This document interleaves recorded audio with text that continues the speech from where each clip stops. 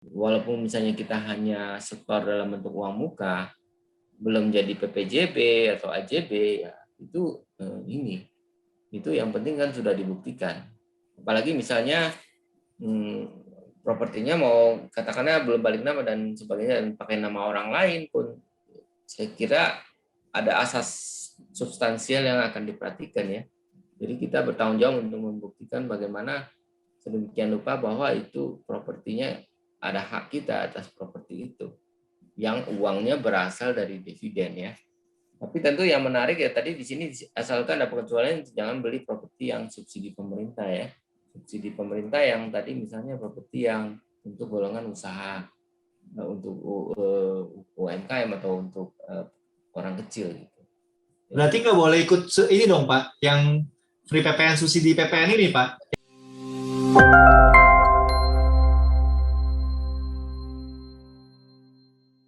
Sobat HSI, balik lagi di Bincang Pajak, masih dengan HSI Consulting dan masih dengan saya Adrian, ditemani dengan dua narasumber yang sangat hebat, yang sangat luar biasa, Pak Marwan Hertanto dan Pak Ari Irvano. Masih berlanjut kita membahas tentang dividen. Kalau tadi episode sebelumnya sempat ada perbincangan mengenai DIM dividen. Nah, buat Sobat HSI yang penasaran apa sih DIM dividen itu, dan mau tahu lebih banyak, mau tahu lebih lanjut, dan mau nih, tolong dong dibahas juga tentang DIM dividen buat pengetahuan kita semua. Sobat HSI bisa tinggalin komen di YouTube kita, atau bisa juga DM kita, atau bisa juga WhatsApp di nomor-nomor yang nanti pada akhir podcast ini akan muncul ya, akan bermunculan, akan diedit oleh editor untuk menambahkan nomor-nomor yang bisa dihubungin. Nanti tinggal komen aja di situ, tinggal ketik mau dong dibahas DIM dividen gitu, supaya lebih menarik yang lainnya juga ya untuk ikut berkontribusi di channel kita ini di Bincang Pajak. Oke, Pak Ari dan Pak Malan, kita akan lanjut mengenai tadi sempat ada pembahasan mengenai dividen ini harus diinvestasikan. Nah, boleh dijelasin nggak Pak Ari atau Pak Marwan, ini harus diinvestasikan di mana? Dan mungkin ada pertanyaan juga nih, apakah hanya terbatas pada dividen yang dibayarkan secara tunai, yang ada uangnya, atau kita juga mengenal yang tadi sempat kita bahas pada saat break tadi, mengenai dividen saham atau dividen yang dibagikan tapi dikonversi lagi menjadi saham. Mungkin bisa dijelaskan Pak Malan dan Pak Ari mengenai harus diinvestasikan kemana sih dan berapa lama investasinya. Boleh silakan Pak Malan atau Pak Ari dulu nih. Ya, Pak Marwan dulu silakan. Pak Malan dulu silakan Pak. Ya, sesuai dengan PMK 18 di pasal 34 itu dicatatkan bahwa ada beberapa produk ya, dan ini cakupannya sangat luas. Bagaimana uang dividen itu bisa kita taruh? Di mana uang itu kita bisa taruh ya?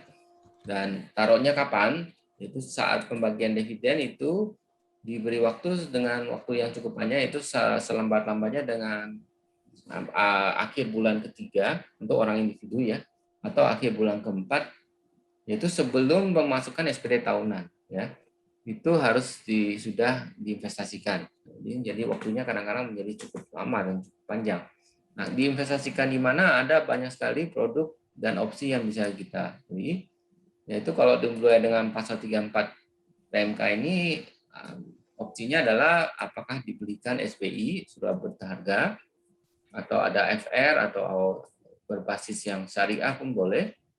Kemudian ada obligasi atau sukuk milik BUMN yang diawasi oleh OJK, obligasi dan sukuk lembaga pembiayaan yang diawasi OJK boleh, investasi pada bank persepsi, investasi keuangan pada bank persepsi termasuk bank syariah, obligasi dan sukuk swasta juga boleh, asal yang diawasi oleh OJK.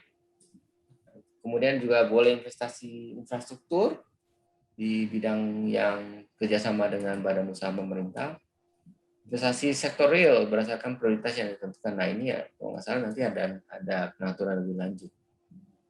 Terus juga boleh penyertaan modal kalau kita nggak mau produk-produk preinvestasi tadi, itu menyertakan modal di perusahaan yang didirikan, bikin satu usaha baru gitu kan ini, atau tambah modal dari modal yang ada di perusahaan milik sendiri di Indonesia juga boleh. Jadi fleksibel sekali. Kemudian kerjasama dengan pengelola investasi ya. Ini termasuk saya kira memang reksadana ini. Jadi Anda bisa taruh uang Anda di reksadana. Terus juga kalau Anda mau ikut invest di perusahaan-perusahaan yang menyalurkan dalam rangka pinjaman mikro atau usaha kecil, itu juga boleh. Ya. Kemudian investasi lain yang, nah ini belum ditentukan investasi lain yang sah, yang sesuai undang-undang tidak dijelaskan di sini. Kemudian Anda bisa pokoknya beli saham di BEJ boleh, ikut KIK dalam bentuk yang efeknya beragun aset ya. Kemudian ada investasi pada real estate boleh, Anda tabung di deposito boleh, bahkan sekarang yang paling menarik yang sangat fleksibel yang sudah standar banget adalah taruh uangnya di tabungan aja. Nah, ini kabar menarik yang mungkin bisa diklarifikasi nih Pak Marwan atau Pak Hari nih. Yang lagi banyak nih Pak, ada yang nawar-nawarin ini Pak.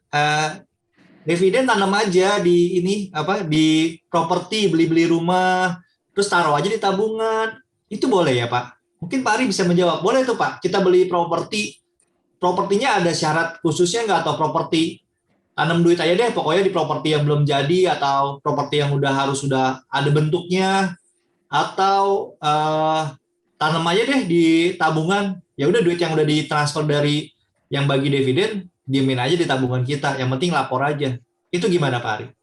Ya, ini agak menarik ya properti ini ya. Kalau properti kalau di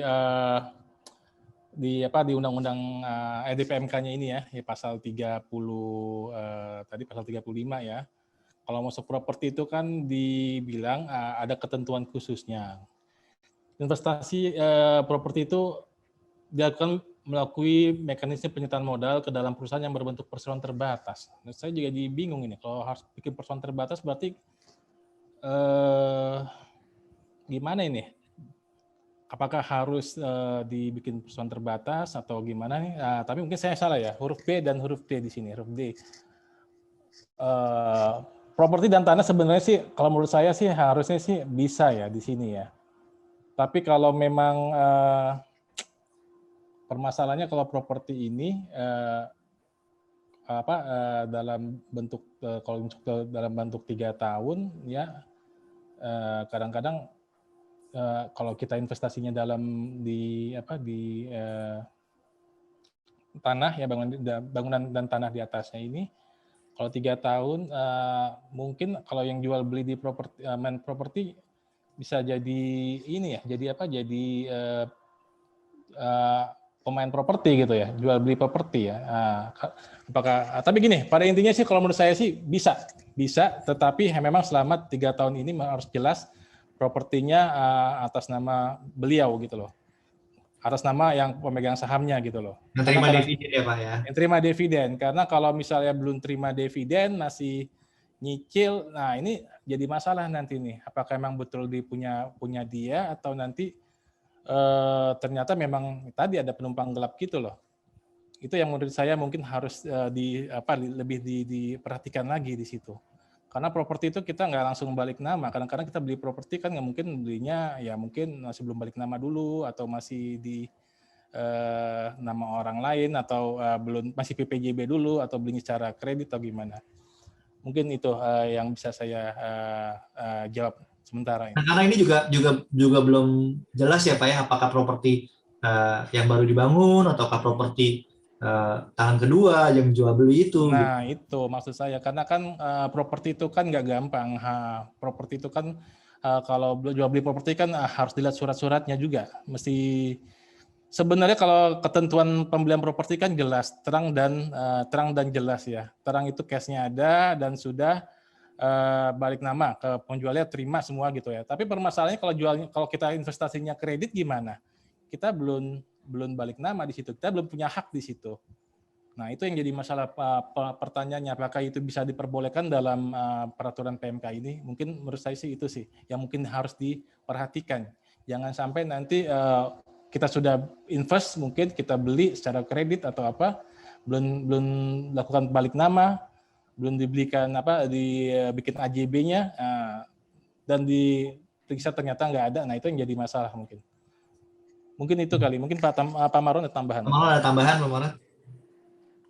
Saya sih prinsipnya kalau dalam konteks ini untuk investasi yang dikecualikan supaya dividennya tidak kena pajak, ini dalam konteks seperti ini properti ya semua properti boleh, terlepas pembuktiannya nanti itu kan saya kira nanti ada pengaturan ya. Kalau tidak ada pengaturan juga di dalam peraturan pajak, PMK ini saya kira bermaksud untuk menyatakan bahwa jika Anda dapat membuktikan Anda gunakan uang tadi dividen itu di properti, ya sudah. Mungkin surat-surat itu masalah nomor 2 menurut saya.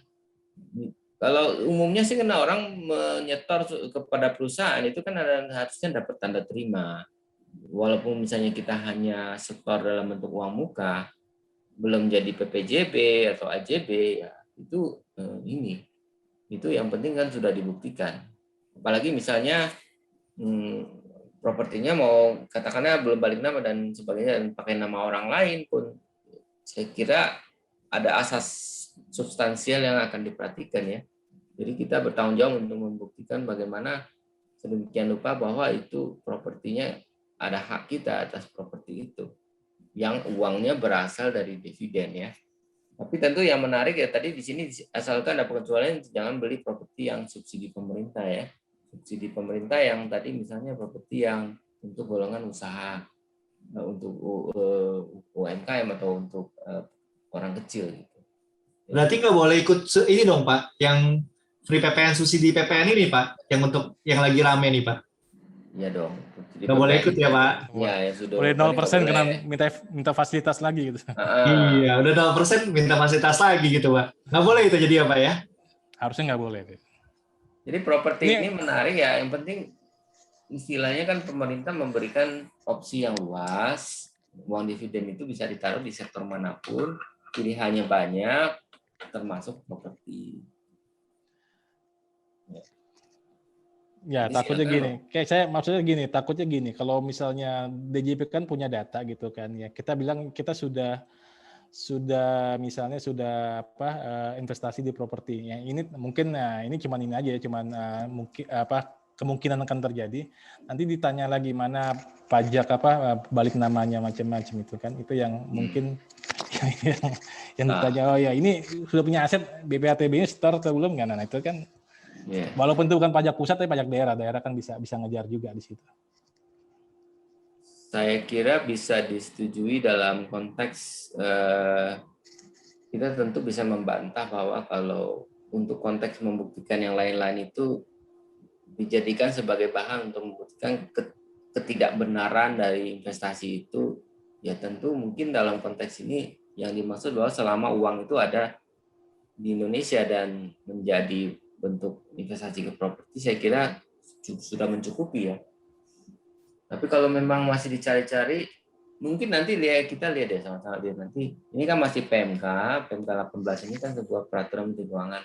Kadang-kadang kan muncul lagi yang namanya peraturan Menteri, peraturan Direktorat Jenderal Pajak ya. Ya mungkin di situ akan ditentukan lebih gitu. Tapi kalau pengaturannya terlalu ngejelimet, mungkin jadinya orang jadi nggak menarik gitu ya Pak. Lebih nggak menarik juga ya. Ya, tapi rambu-rambu yang benar mungkin ada, mungkin saya setuju Ari, nanti akan ada rambu-rambu. Ya, maksud saya gini, jangan sampai nanti jadi misleading gitu loh. Ini kadang-kadang peraturannya perlu penafiran. Nah, penafiran ini kan kadang-kadang kalau tidak tertulis secara jelas jadi celah ya, jadi celah dispute yang akhirnya kan jadi costly juga buat wajib pajak gitu loh. Jadi bagusnya emang saya setuju kalau singkat dan dimengerti. Yang mudah dimengerti ini yang kadang-kadang di peraturan itu mesti benar-benar dipahami gitu loh. Aku nanti jadi salah persepsi gitu ya. Nah, itu salah persepsi. Nah, ini juga nih pesan sponsor nih Pak. Apa nih? Takut salah penafsiran, makanya kontak kita di HSI Consulting untuk mendapat penafsiran yang benar gitu ya Pak. Pak Maran, Ya, Pak Ari setuju nih kayaknya. Siap. setuju, Oke, saya setuju. oke. Nah, Kontak kabarnya nih Andrian. Pak, kabarnya Pak, harus di lock 3 tahun nih Pak. Gimana nih Pak? Kalau kita dapat dividen cukup besar, taruh di rekening, kayaknya sayang Pak. 3 tahun kita lock aja di tabungan kita Pak. Gimana Ya, Pak? ya kalau kita, tapi gini lah, kalau menurut saya pendapatnya kalau itu kan lock 3 tahun, kalau idealnya 3 tahun. Kalau misalnya yang dicairin tengah jalan kita butuh uang, ya dicairin, yang dicairinnya itu mesti di store pajak PPh pasal 23-nya. Jadi boleh nggak mesti nggak mesti harus 3 tahun, nggak boleh semuanya, nggak boleh dicairin. Boleh sebagian yang kita cairin. Kita punya dividen 1 miliar ya, di tengah-tengah jalan di tahun kedua kita butuh uang 500 juta, ya kita cairin 500 jutanya dan kita store pajak PPh-nya. Kalau nanti saya storein lagi gitu Pak, ini kan pengawasannya nih Pak. Nih, saya coba berpikir sedikit nakal ya, mudah-mudahan nanti Pak Ari bisa membantu meluruskan pemikiran saya yang nakal ini gitu Pak.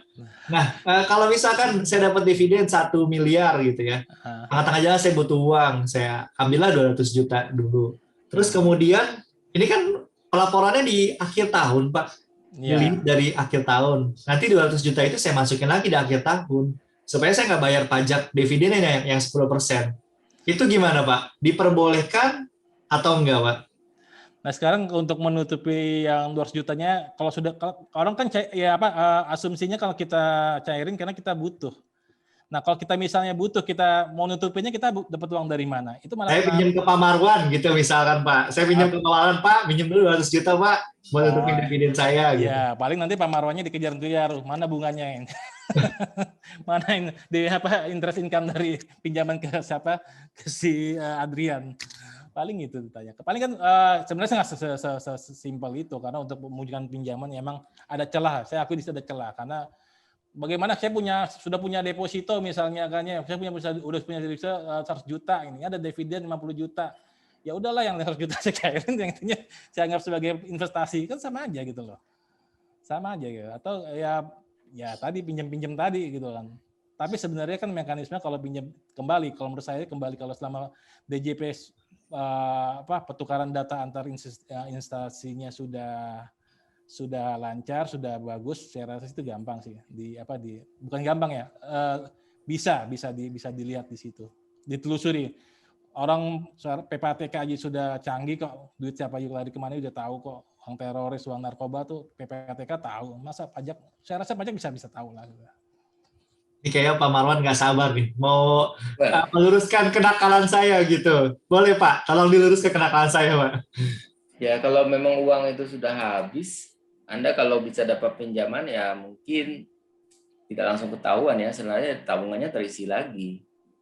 Jadi karena asosiasi orang misalnya pajak tidak bisa menuduh Anda bahwa itu uangnya dividen. Mungkin dia bilang itu uang itu sudah saya pinjam. Ya, jadi memang tidak langsung dapat dibuktikan selama Anda kembalikan uang itu ke tabungannya. Tapi kalau nanti sampai diperiksa, tabungan Anda sempat hilang baru masuk lagi, tentu tidak diketahui ya. Tapi kalau memang ada masalah seperti itu, karena di sini tidak menentukan ya, memang ya nanti di lapangan bisa diperdebatkan apakah sebetulnya karena tidak lagi-lagi begini ya, ini tidak ditulis bahwa uang itu selama 3 tahun 365 hari kali 3 hari harus tetap dalam bentuk yang harus stay gitu ya Pak. Nah, tetapi kan tadi dibilang bahwa kalau tidak jadi tabungan ganti instrumen lain, bolak-balik misalnya ke beli SBI cair, balik lagi beli properti dijual lagi, balik lagi ke tabungan, boleh semua selama investasinya bolak-balik ke dalam pasal-pasal yang diberikan ya. Itu kalau konteks itu boleh. Tapi kalau hilang kemudian nggak jelas itu uangnya kemana, kemudian tiba-tiba muncul dalam bentuk pinjaman, ya mungkin bisa diasosiasikan bahwa itu sebenarnya uang itu tidak ada. Dan pinjaman ini adalah kalau ditelusuri ya berdasarkan dari uang yang dipinjam. Tapi lagi-lagi menurut saya pesannya adalah ini sangat mudah untuk dikerjakan untuk mendapatkan fasilitas tidak kena pajak dari hasil dividen. Iya, berarti saya boleh ambil kesimpulan selama uangnya muter-muter di Indonesia boleh-boleh aja gitu ya Pak, selama jelas. Tapi kalau muter di luar negeri, nah itu harus hati-hati, nggak boleh ya Pak, nggak boleh dibawa ke luar negeri lagi ya.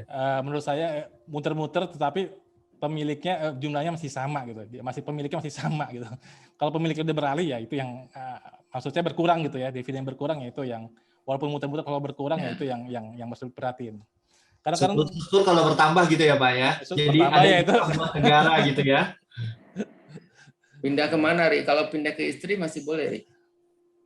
Pindah rekening suami ke istri. itu kan kembali ininya aja ya, ada perjanjian harta pisah harta atau enggak tuh. Oh iya. Iya, kalau masih masih satu nggak ada pisah harta kan masih harta gabung, harta itu sama aja, suami istri sama aja.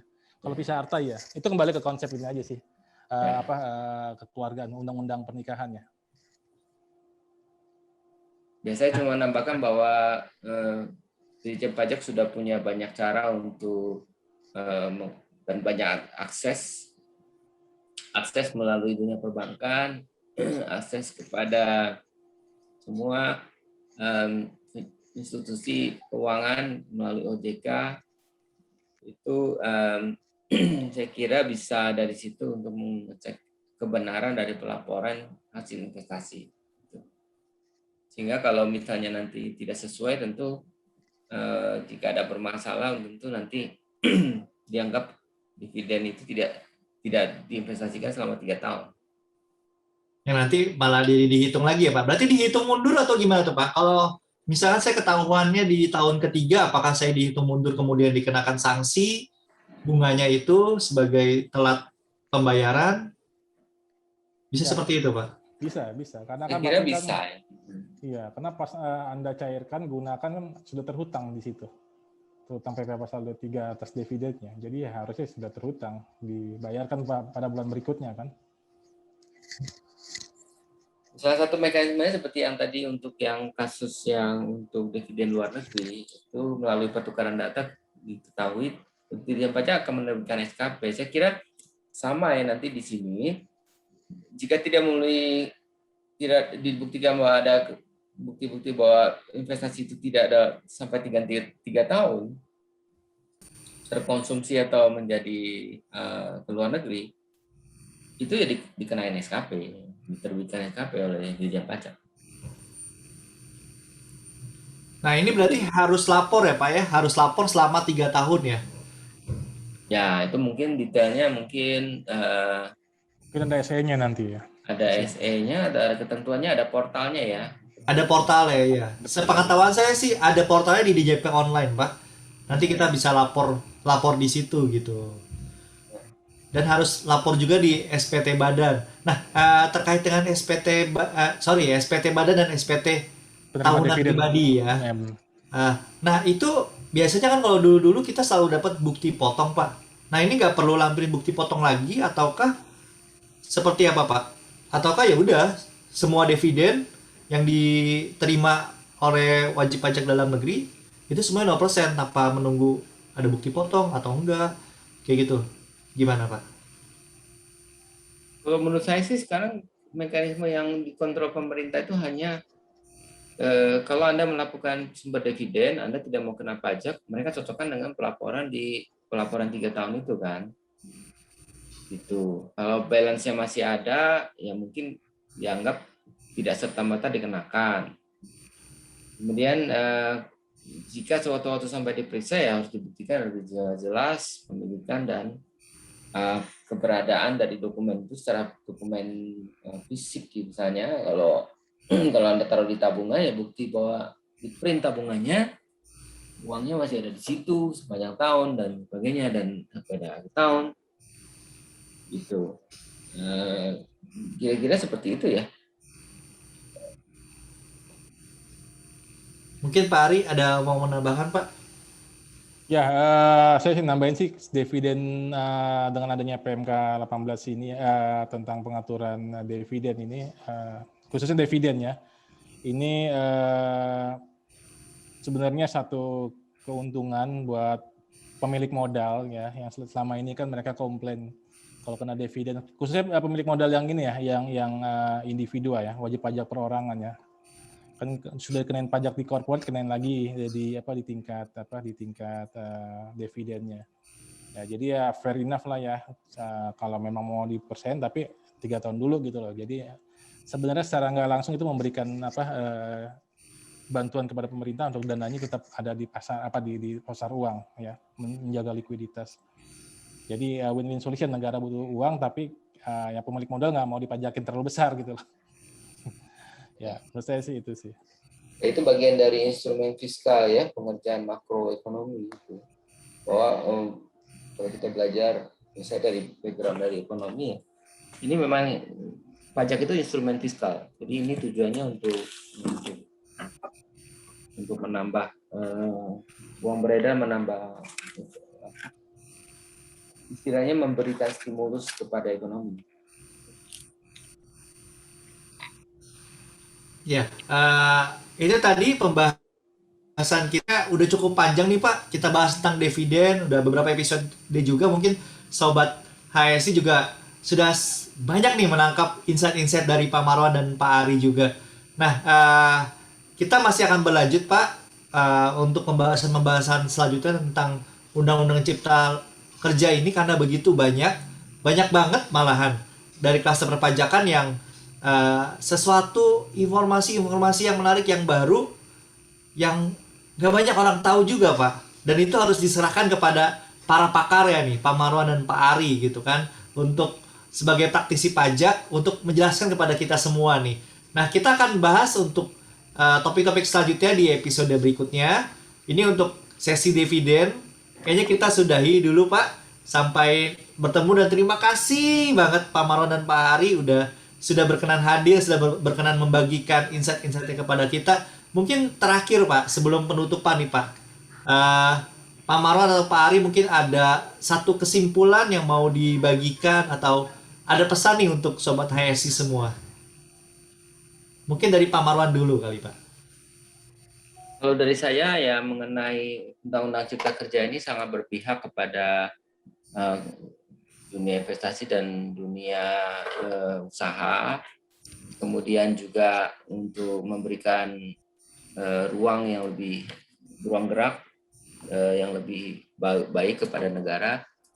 Di saat bersamaan juga sebetulnya negara sedang butuh dana, APBN sedang dalam kondisi sangat membutuhkan dana untuk memberikan COVID ini, tunjangan-tunjangan ekonomi dalam keadaan yang sulit ini. Saya kira akan sangat baik bagi dunia pasar untuk mengetahui bahwa memang terlepas dari adanya banyak fasilitas di dalam Undang-Undang Cipta Kerja ini bagi investasi, saya kira juga mungkin seyogianya dunia masyarakat juga mengetahui bahwa kita perlu menjadi sadar pajak dan tetap membayar pajak, dengan terlepas bahwa banyak sekali loophole atau istilahnya lubang-lubang dan interpretasi yang masih akan multi interpretasi daripada pelaksanaan pajak ini. Sehingga jika teman-teman atau pendengar di sini yang sahabat yang cukup tertarik, bisa bertanya mengenai lanjut kasus-kasus yang Anda hadapi atau kondisi yang Anda tidak mengerti, dan sambil juga kita bisa di lapangan nanti membahas bagaimana kondisi-kondisi yang ada, sehingga jangan sungkan, Anda boleh bertanya dan mengajak kita berdiskusi dengan kondisi-kondisi di lapangan dalam rangka penerapan dari undang-undang perpajakan ini, khususnya setelah pasca undang-undang Cipta Kerja. Ya, misalnya contoh Anda ada dividen tertentu dalam kondisi yang terdapat Anda temukan jawabannya di undang-undang atau dari pembahasan kita ini, Anda boleh bertanya. Kita akan dengan happy untuk membahasnya, dan mungkin kita akan memberikan jawabannya juga ke Anda. Atau kita bikin podcast yang lain. Kira-kira seperti itu. Ya, itu dari Pak Marwan. Mungkin Pak Ari, mungkin Pak. Boleh Pak, silakan Pak. Ya, pada intinya hampir sama Pak Marwan ya. Pajak ini yang harus kita sadari, memang harus suka atau tidak suka, memang harus kita tanggung bersama ya. terlepas dari pro kontra dari Undang-Undang Cipta Kerja ini, tetapi pajak harus tetap menjadi satu kewajiban bagi warga negara. Ini suatu konsensus seluruh dunia. Kalau orang mau bernegara ya harus dipikirkan bagaimana pendanaannya. Pendanaan sementara kan dari pajak di sini. Ya dari mana pemerintah bisa misalnya membangun atau menggaji karyawan, memberikan insentif pendidikan, memberikan banyak insentif kesehatan. Kalau warga negaranya tidak komit dengan kesepakatan bersama ini. Kalau kita lihat di banyak negara-negara maju ya, mungkin negara Eropa ya, kita lihat negara mereka termasuk negara-negara yang makmur ya. Tapi jangan hanya ngelihat kemakmurannya saja, tapi lihat juga masalah pengenaan pajaknya. Tarif pajak di sana mereka juga tinggi-tinggi. Kesadaran berbayar pajak mereka juga sangat tinggi, ya kan? Mereka sangat takut untuk tidak membayar pajak. Jadi mungkin Undang Cipta Kerja ini menjadi salah satu alat untuk bagaimana masyarakat bisa mendapatkan kemudahan, tetapi masyarakat juga bisa menjalankan komitmennya untuk bersama-sama menjalankan kewajiban membayar pajak. Ini itu aja dari saya. Ya. Thank you untuk Pak Marwan dan Pak Ari untuk sesinya di kesempatan kali ini. Sedikit saya kasih tagline untuk dari Dirjen Pajak ya, mengenai tadi pembahasan Pak Ari cukup menarik dan juga Pak Marwan juga ya. Pajak kita untuk kita dan pajak kita membangun negeri. Saya Adrian untuk podcast HSI di Bincang Pajak di episode kali ini. Jangan lupa untuk subscribe YouTube channel kita dan juga untuk follow media sosial kita, dan jangan lupa untuk kontak yang tadi Pak Marwan bilang, jangan lupa untuk kontak di WhatsApp kita yang akan ditampilkan setiap akhir episode dari podcast kita, untuk terus hubungin kita, untuk terus keep kontak dengan kita. Saya Adrian, pamit.